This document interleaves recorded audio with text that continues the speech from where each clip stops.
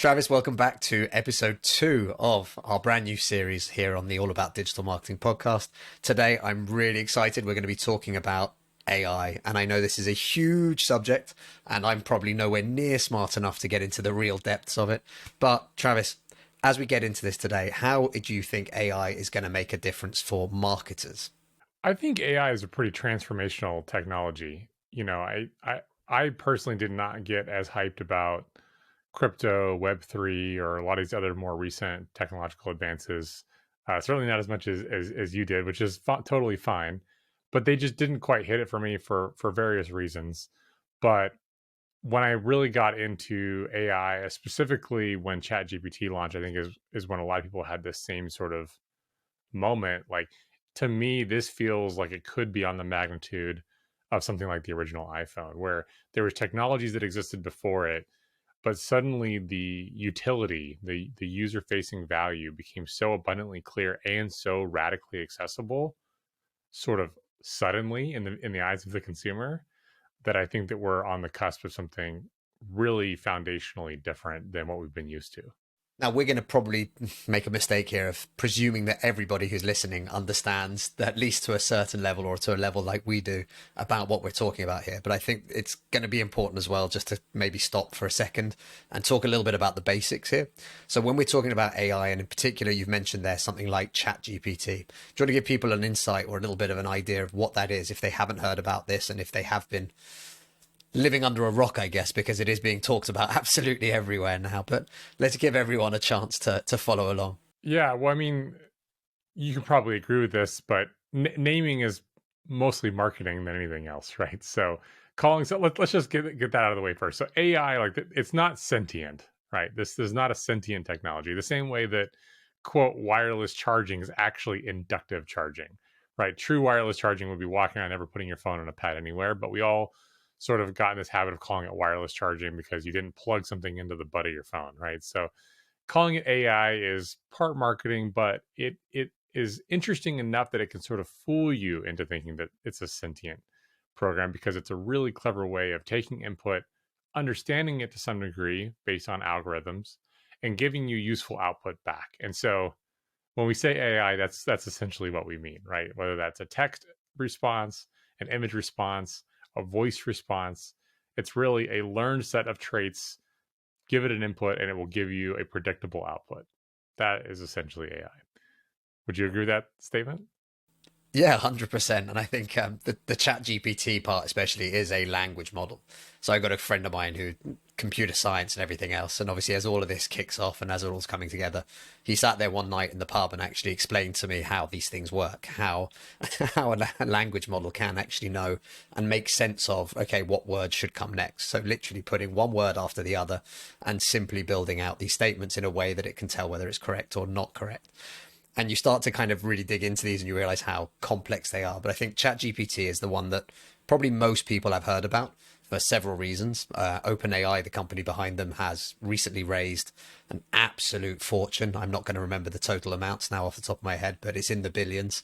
And Microsoft obviously has now implemented this. So for some of our users, people listening to this that do use Windows, in Edge, if you go and use bing.com, I don't know, do people actually do that? I'm guessing they probably do. But inside that, you will now find ChatGPT helping you to come up with all sorts of natural language kind of results. So you get a little bit more, I think anyway, a little bit more of a useful result sometimes rather than just a search, here's a bunch of links. So that's probably the most common. Would you agree with that? I'd say ChatGPT at the moment. Yeah, I mean, that certainly is in the limelight, right? And so people will, I think, probably start to associate the term GPT with AI the way that you ask for a Kleenex, not a tissue. Right? It doesn't mean that it's the only way of doing it. There are other people that make tissues, right? But OpenAI, out of their very sort of launching out of a cannon here in the last few months, you know, an overnight success that took years and years of hard work, as they all tend to do. I think for a lot of people is going to become synonymous. It's like you don't search for things, you Google for them. But Microsoft's trying to change that. And what's interesting from my perspective is that you look at this partnership with Microsoft, right? So I read a little bit about the history, and it appears, if I recall correctly, when OpenAI launched, Microsoft said that might be interesting in the future. Here's $1 billion we want to see at the table. ChatGPT launched and Microsoft went, hot damn, that looks pretty cool. We'd like to have more of that, please. And so they gave them an additional 10 billion to bring their total stake up to 49% ownership of OpenAI. So they're a significant stakeholder, getting priority access to interesting features, and they are, to Microsoft's credit, even though I'm a total Apple homer, to Microsoft's credit, they are one of the most ruthlessly competitive software companies in the history of technology, and they are rapidly seizing this opportunity to take the underlying technology, GPT-4 and ChatGPT, and trying to integrate it into all of their products in interesting ways: the Office suite, Microsoft Teams, Skype, Bing, etc. And so they see this as a moment to seize, because they have everything to gain, whereas Google, which from the consumer standpoint is looking a little flat-footed, even though they like to brag that it's their technology that sort of started GPT, right? That OpenAI took and ran with. They have everything to lose from search. So we can certainly talk about why that is and what that means, and why GPT can sometimes be a confident bullshit artist. Well, I think there's probably a couple of things that are really interesting here. And we did start to dig into this in our very first episode of this new season, and we decided to stop so that we actually had some content left for today. But one of the key things here is, again, for a lot of people, I think AI was always what would come next in terms of industries, in the blue collar kind of jobs, when we're talking about things like manufacturing or production lines. So we saw that with Tesla, for example, automating parts of the factory. And again, overnight success that Tesla is after 15 years of lots of failures. It's worth and noting specifically with Tesla that they tried building the machine and they failed. They failed horribly. This was during the Model 3 ramp up that almost killed the company, because they bet so hard on AI doing it, and they said, "Whoops, robots aren't so good at getting that bolt on that the nut on that bolt, are they? Let's get some humans in here, some Joe Blows to come screw that thing on." Yeah, and this was the biggest kind of crazy moment, right? That was supposed to be what I think everyone envisioned this as being, right? This would be a great way to automate assembly lines. Loads of people will be out of a job, but it means that we wouldn't have to do that kind of grunt work. And in reality, what we're actually finding is things like ChatGPT hitting, well, I can't remember what the numbers were, but it was 100 million users in weeks, like a matter of weeks, I believe. I believe it was like 3 weeks, yeah. 3 weeks, yeah. And so that's the fastest growing piece of software ever. Smoking, TikTok, and all the other ones that were literally designed to be viral. This had no viral mechanism other than people just wouldn't shut up about it. Yeah, and literally people playing with it that had no real use case necessarily for it when they first started playing with it. And this was the key thing, right? And so when you look at this, you go, actually, the blue collar jobs at the moment seem pretty safe. Most things like a car, for example, it turns out you actually want somebody, a human eye, that can look at something and go, that doesn't look right. That's definitely not but Chris, the quality that we should allow. This was easy. You could solve it in 12 months. Yeah, how's that going? Back in 2018, right? Yeah. What's the full driving mode called on the Teslas? Full self-driving, and for those of you listening, I'm using very heavy air quotes. Yeah, let's not take our eyes off the road quite yet. But this is the truth of it. And now actually it's coming after, what it seems like anyway, it's coming after is the creative aspect and the creative work that I think probably you and I have done a lot of over the last 10 years, 15 years. But also that a lot of people have built businesses on, have been doing this for many years, including myself. When I started my agency back in 2008, Facebook had gone public about 18 months before that.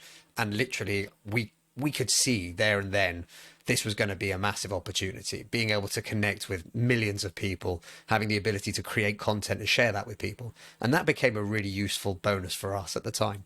Today, however, that's the number one thing that's actually being threatened, I would say, by AI and by systems like ChatGPT. What are your thoughts on that? Yeah, I think that's the most surprising piece of this whole thing. Is I agree that the general consensus, if you had even 12 months ago polled people and said, what will be the first 5 jobs to go due to AI and automation, I think most people would have very confidently told you it would start from the generally less sophisticated but maybe more manual effort type jobs, and they would have said the last ones to go would be the creatives or the white collar stuff. But they thought especially the creatives, they are the most safe. And then now you just look at it and you go, oh, creatives are screwed. and that's that's part of what adds into that feeling to me, that it's sort of like an iPhone moment. I'm not trying to overhype it. Not everything has to be as big and world changing as the iPhone was for accessibility and apps and the way we interact with each other, with services, with products, the way we shop. Like that was a huge deal. But it's really interesting that the creative part is the first to go, and it's such an impressive way to do it, and not even a matter of hours, oftentimes in a matter of seconds, you can get the initial groundwork that may have taken a team of 4 people days to complete. Like that is the most mind-blowing piece to me. And I think I may have mentioned this before, but like my litmus test was I put ChatGPT in front of my almost 70-year-old mom and my almost 83-year-old dad, and they got it right away. And they were seeking it out on their own, asking it questions. Things that you and I would never even think to ask it, like, how do you fix a well filtration system? Like very specific, sort of guides on things, and they were finding the answers to be extremely useful. Now, there is a danger in that, though, right? That it will confidently tell you the wrong answer.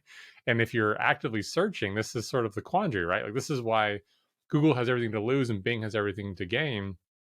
If you're searching for something, by definition, you usually don't know the answer, right? Hopefully you're a domain, expert in a field and you can suss out some of it.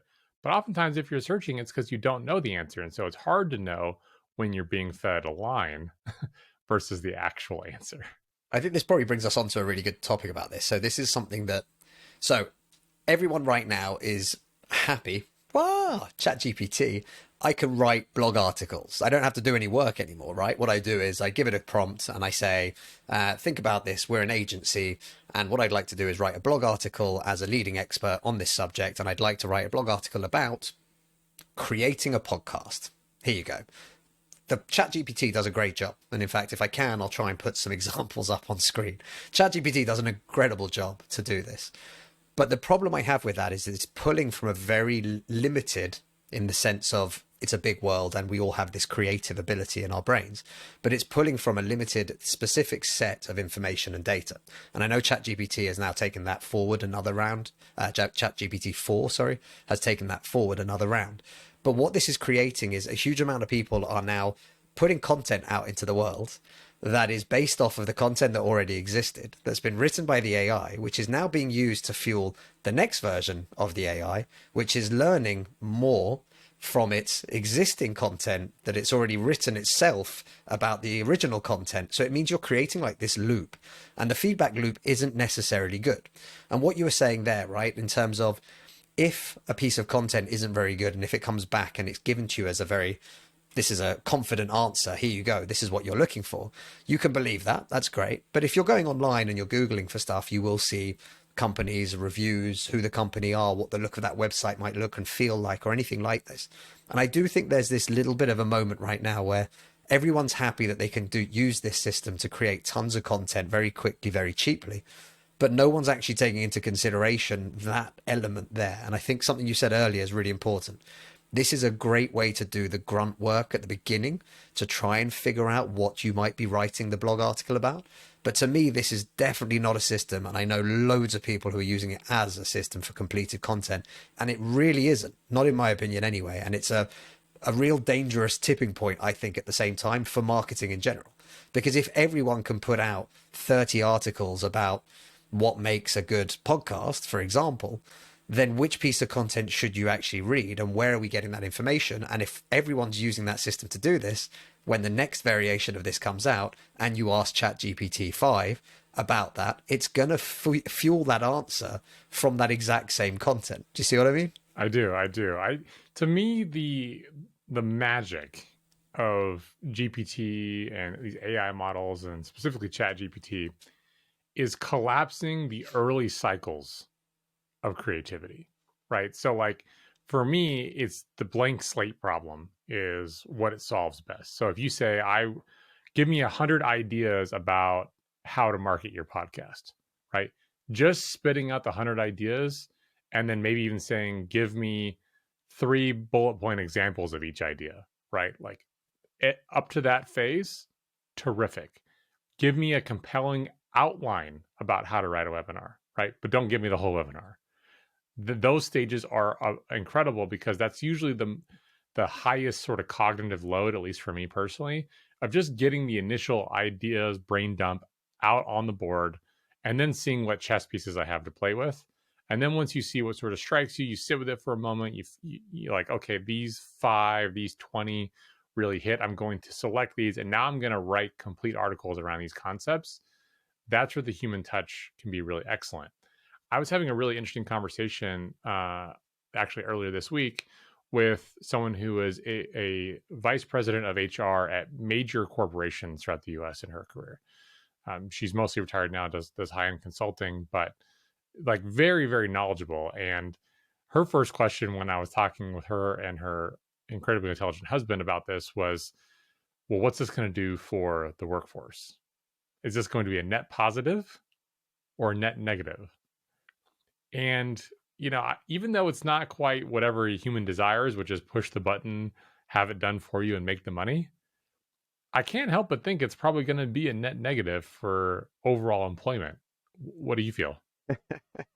It definitely doesn't help things. So I have an ex client now who about 4 months ago, when are we now? We're end of March. Yeah, so about December time, had the conversation with me, explaining to me in a very kind of condescending way how they wouldn't need an agency to help them with any social media anymore because this amazing tool had just come out, and he asked it to write them 30 tweets, and it wrote 30 tweets, and it got some pretty good, and he was really happy with it. So therefore, why would we use an agency? And I didn't have anything to argue with him about, mainly for one reason. I don't have time to argue with anyone who thinks that that's a solution to a long-term problem. How does ChatGPT know what your business is trying to achieve and what those goals are and what your retention rate and what your lifetime value of a customer is, or actually how long your sales cycle is? All of those things that play a massive part, like like I know, in terms of how you actually market your business. So instead, I just went like, that's great. I'm so happy for you. We're coming up to a renewal. Don't worry about it. You've got ChatGPT. Best of luck to you. See you later. But I did realize that actually it's not so much that it bothered me, or I've used some of these tools for myself. We've used these with clients as well. We've used them for brainstorming ideas. We try and use them in different ways that try and help clients understand what they can use this for themselves as well. But we don't think it replaces in any way, shape or form the creativity of who we are, what we do as an agency in terms of bringing together content for clients, recording with them videos, for example, or doing live content, or even writing social media campaigns for them, mainly because of the fact that no matter what people want, it's not a start to finish A to Z solution. It just isn't. And if your product's shit, excuse the swearing, ChatGPT won't tell you that. It'll tell you that you've got 25 different ideas for campaigns, but it won't be honest with you and say, yeah, you're massively overpriced. It's not a very good product. The reviews are terrible. Don't spend money. It may on not even doing be that. a good offer for your product, right? It may be a bad product with a bad offer. No amount of, leading the horses to water is going to make them drink. Yeah, I think my sister-in-law says it quite often to me, but like, you can't polish a turd, and it's 100% true, right? And I think this is the key thing that people aren't realizing. Yes, you can call on this system. And in fact, I've even got it baked into some of my other tools now. Like, it's coming up everywhere. So whilst I'm in Notion, where we keep loads of stuff from Kanbans of how we do these episodes and when the editor's done stuff and whatever else, but I also use it for just my general notes. I use it for when I'm coming up with ideas for blog articles, when we're actually drafting up and skinning into what we're going to write into those blog articles. Everything we use is in there. And now they've offered, for a little bit more every month, you can have AI. And now you're realizing, okay, great, here we go. So what does my AI give me? So inside my note taking, I can suddenly /AI, give me 20 ideas for new blog articles about X. And again, all of these things on their own as a blank page solver, I think is fantastic. What do we do with that when we get that?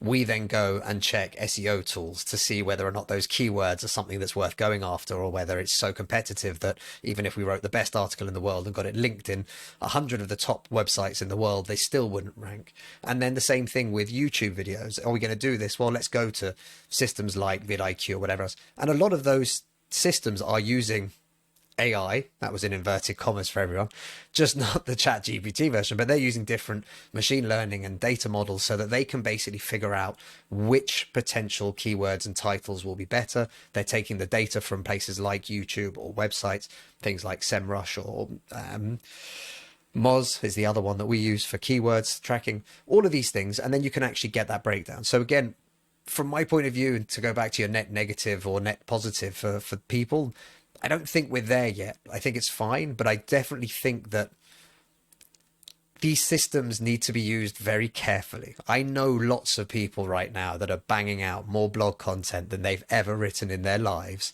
And I know for a fact that they're not writing, and I'm not going to say 95% of it, I'm going to say 99% of it. Some people I've seen have put stuff out and they've done it without even checking the article and reading the whole thing. And this is where it gets, to me anyway, crazy, and it's madness. And in fact, actually, I can't remember which publication it was. If I find it, I'll put it back up on screen in the recorded version of this. But literally, there was a publication that started using it to create articles for it. It didn't tell the users that were reading it.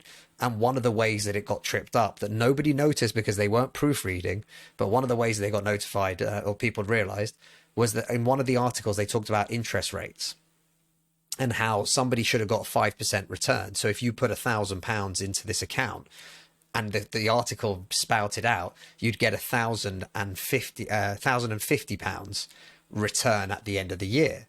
But obviously that's not true. Mathematically, there would be £1,050 in your account at the end of the year. That's your first 1,000 plus the 5% that you've earned for the year. But you're not getting £1,050 return on top of your £1,000. And it's little things like that. And again, when you realize that there are companies, big companies, this is a proper publication that has staff that's worldwide, it's renowned, are pumping content out that literally a computer just spouted and no one's even reading it. That to me makes me panic as a marketer, because it's what makes me realize that the game is about to get 20,000 times harder just to try and sift through this crap and get your message out there to a client or to a prospect. And I think that's something that's really worrying. And secondly, because I don't want to see all this spouted out crap just kind of re-emerging. So it's made me really specific about who I'll read, what I'll watch, and who I'm actually paying attention to. Yeah, for sure. I mean, that kind of brings up 2 points that I want to touch on. One of them is beyond just being, I do think overall employment in the information space will potentially be reduced. But I think with that, it will actually make domain experts more valuable, right? Because now instead of having to have a team of researchers and a team of maybe, first draft people and a team of editors, you could potentially have an editor that uses an AI tool to replace a lot of the early pieces of that chain, potentially.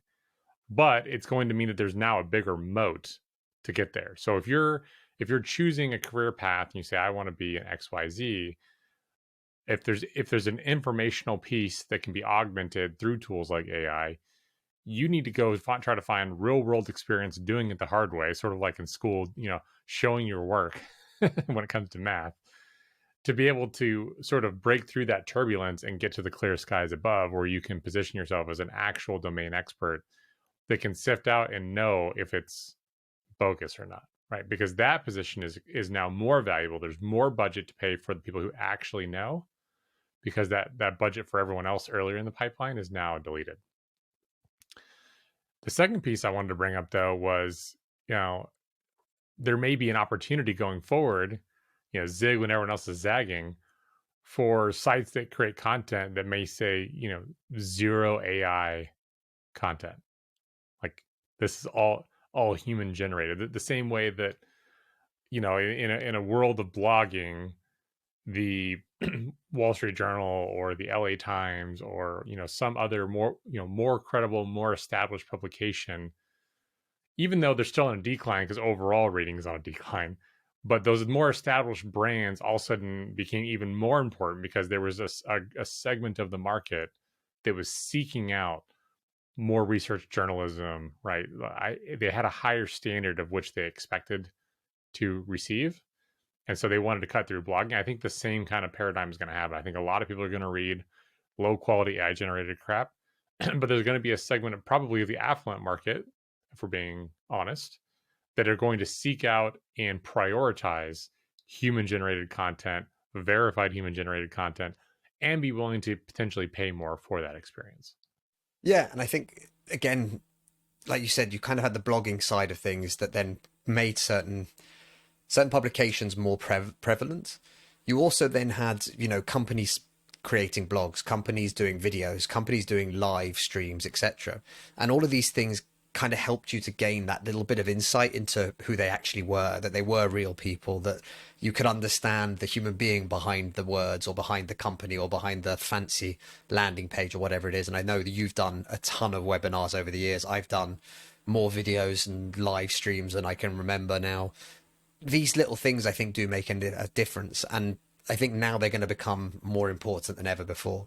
And we're kind of seeing this with people trying to get into avatar based videos and stuff like that. You've got YouTube having a huge amount now of faceless channels that are doing very well as well. You've got all sorts of reasons that make, I think, this little bit more difficult.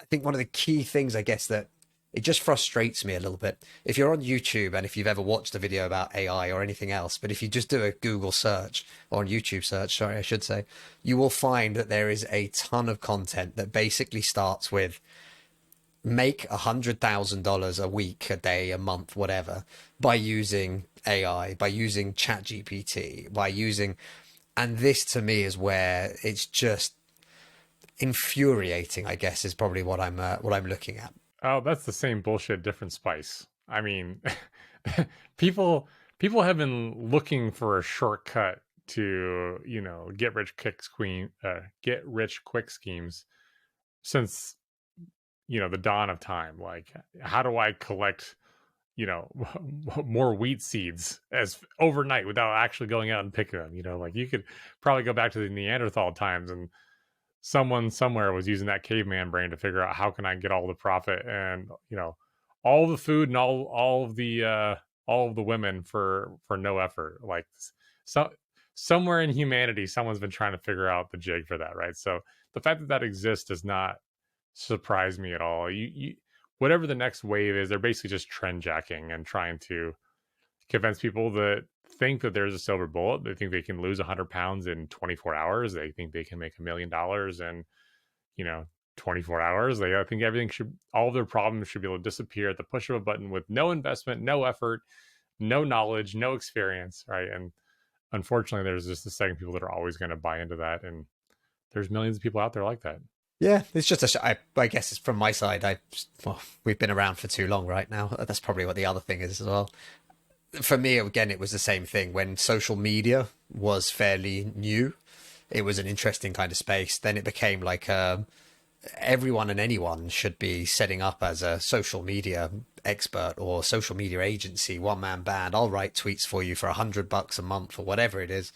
And you realize that a lot of these things go through cyclical approaches, I think is probably the best way of looking at this.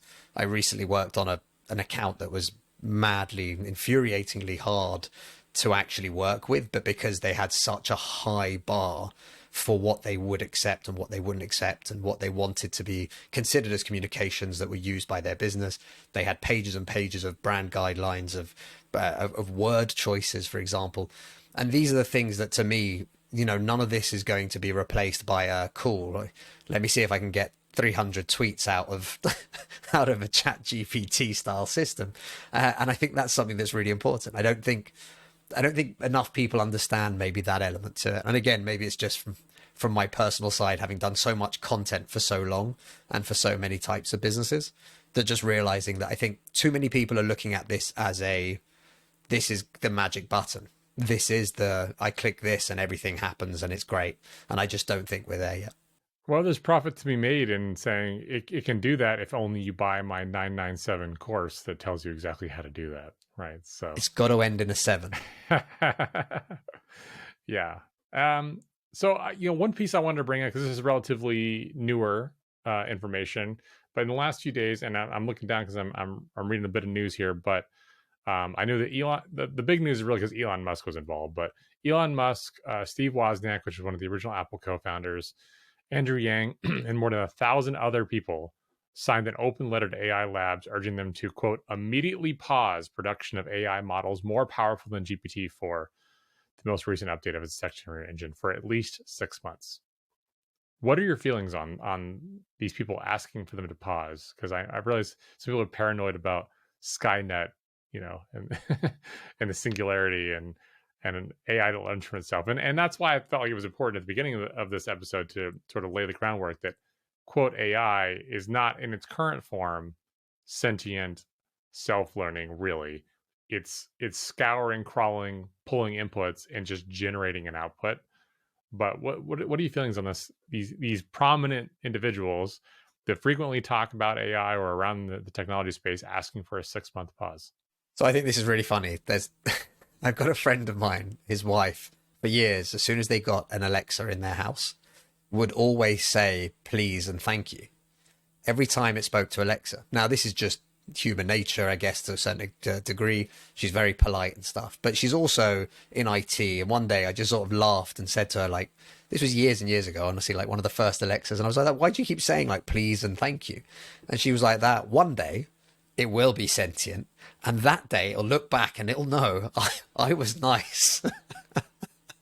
And at that point I was like that. Ooh. And just in case, I also say thank you and please. We've got Google at home.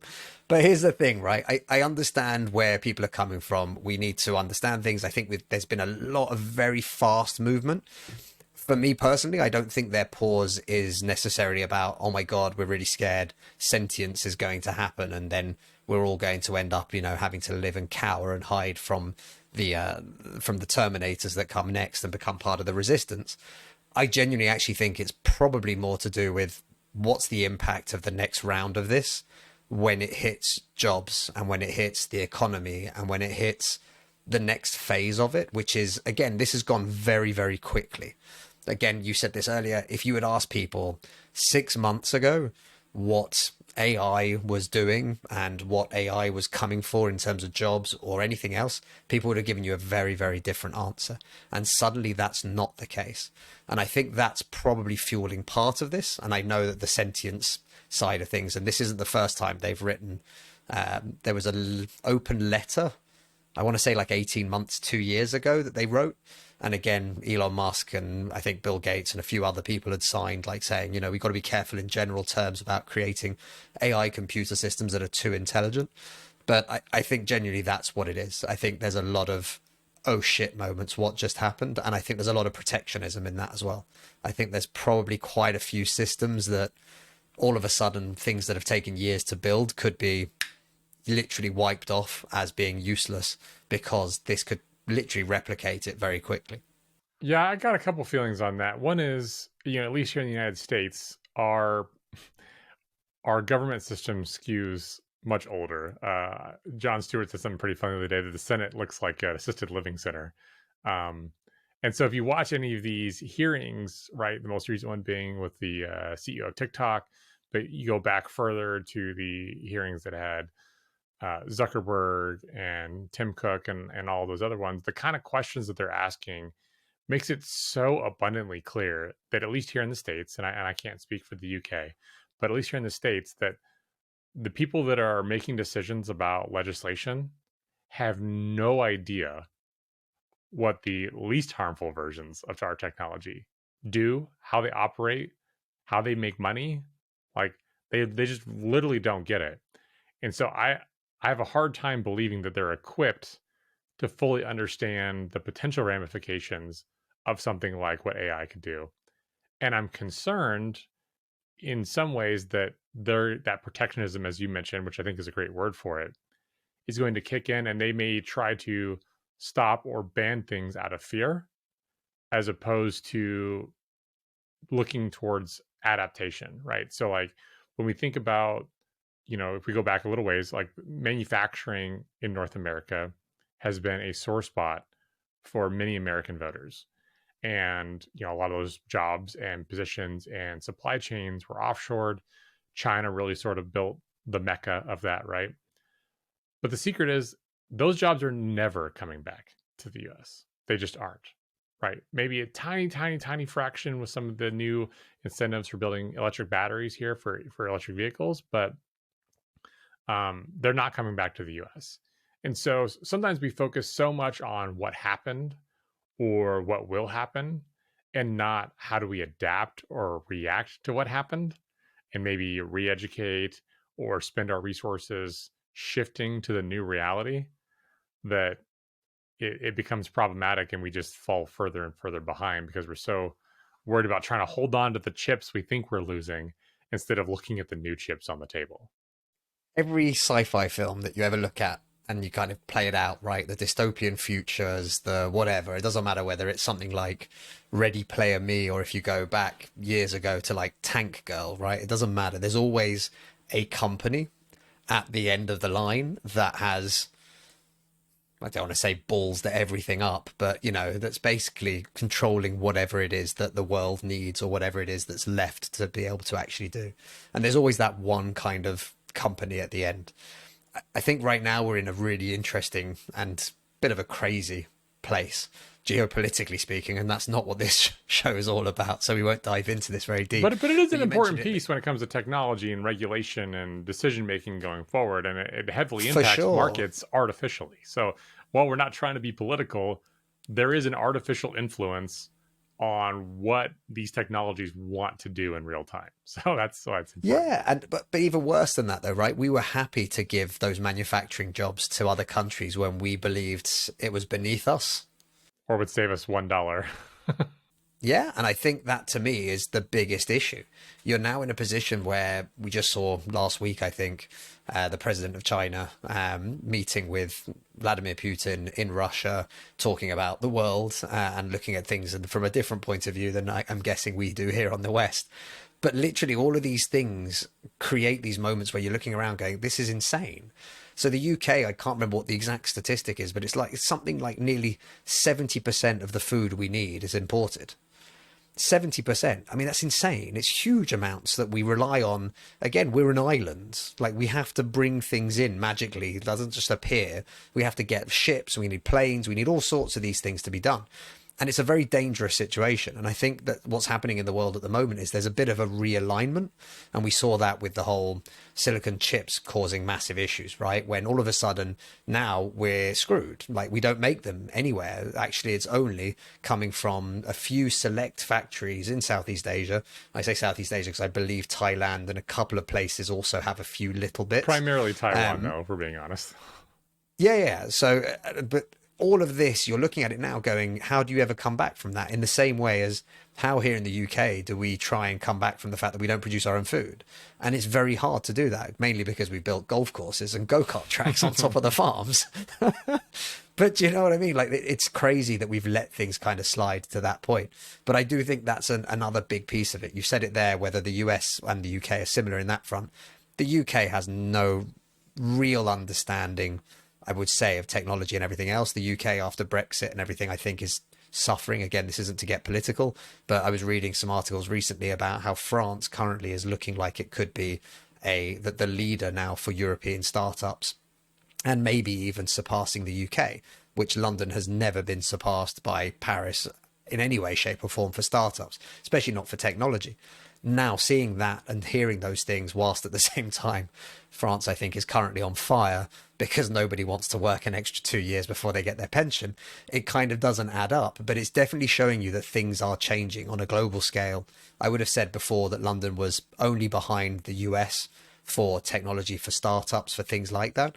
Now, I definitely don't believe that. I don't agree with that. I think that's showing the kind of changes that we might see going forward. Well, yeah, I think there's a lot of interesting things to watch play out, which is, as a fan of technology and innovation in general, I have some reservations, but no one knows how it's truly going to play out. If you look at charts over time, the productivity of the average worker has absolutely skyrocketed, far beyond compensation, specifically, which is interesting.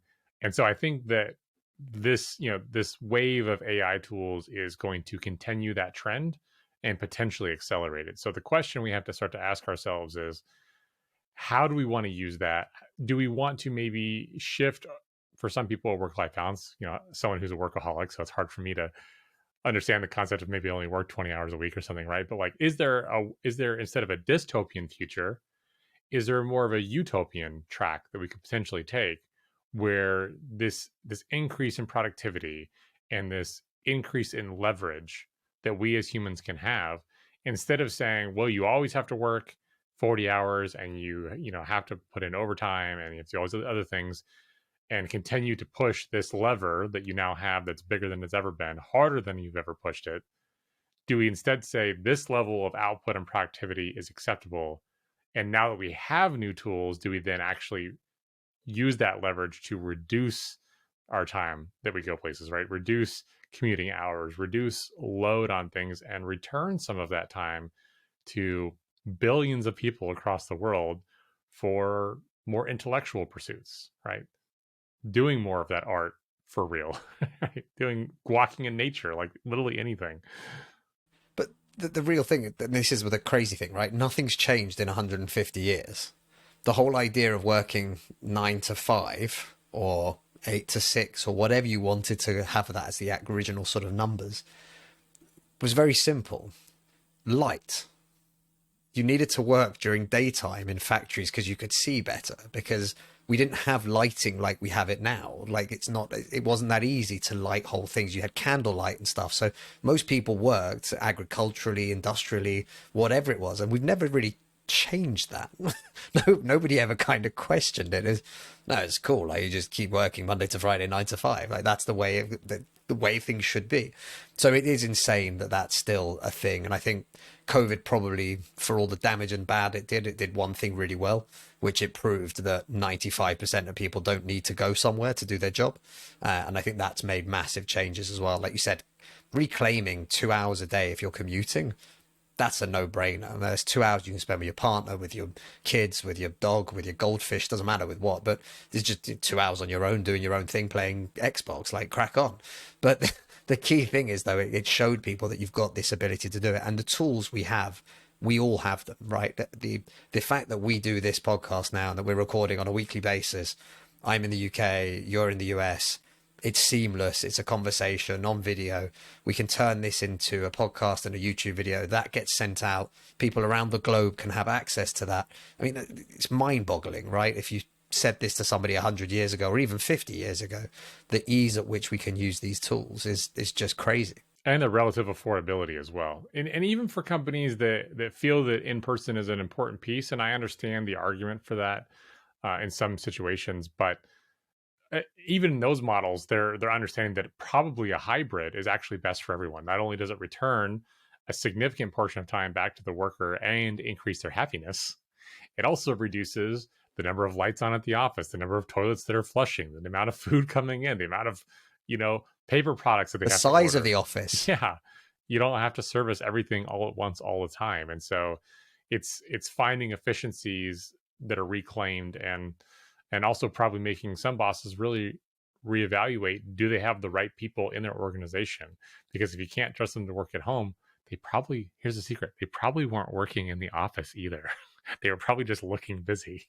So it's This is when you start realizing it, though, right? It's the output based. And like you said, it's not, I've had this conversation with lots of people over the years, but I've had employees and everyone's great. And as far as I'm concerned, the key thing is I'm hiring you to do a job, i.e. to actually get stuff done and not to be somewhere Monday to Friday, 9 to 5. I don't care where you are. What I'm interested in is, will this be edited in time? Will that go out when it's supposed to go out? Is this been checked and ready to go? Has that been written? Has this been created? Whatever it might be. And I think that's the key difference there, that a lot of people, the bosses, probably got a very good insight when you suddenly let everyone go home of who the people were that were actually doing the work and who wasn't.